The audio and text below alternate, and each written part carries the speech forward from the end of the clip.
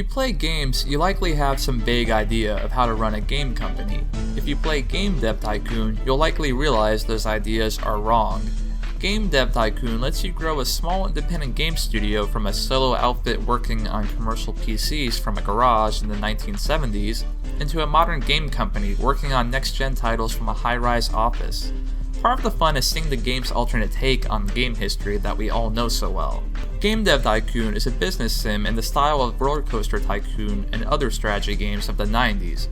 The game starts with acquiring income so you can develop a game. Once you start on a project, you have to decide on a title, theme, genre, and platform. Then you have to decide where your staff and money's resources go.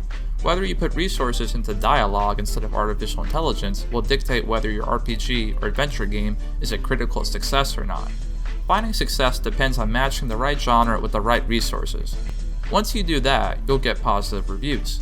The further you go into the game, the more there is to micromanage. You'll soon have to deal with a staff, research game engines, go to game conventions, and even put money into research and development so you could have things like a digital platform to sell games on. The biggest problem I have with the game is that the reviewer never goes into detail on what worked and what didn't, so I would have to guess on what I should be improving.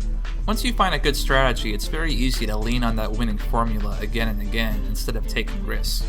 Maybe that's a subtle commentary on the game industry, but it doesn't make for a very engaging business sim. The visuals neither distract nor delight, they just kind of are there.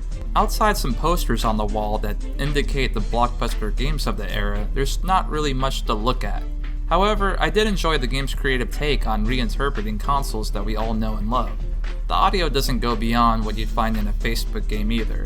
The music is very basic and unmemorable, but it's not annoying either. Like many social games, there are some audio gimmicks that will provide good feedback and hook you into the game. If you go into Game Dev Tycoon as a nostalgic gamer, you may find a lot to like about this trip down memory lane. But if you are coming to the game strictly for the business sim, you may find a lack of depth and feedback will prevent you from enjoying it more. For more information on the game, read my review at Destructoid.com.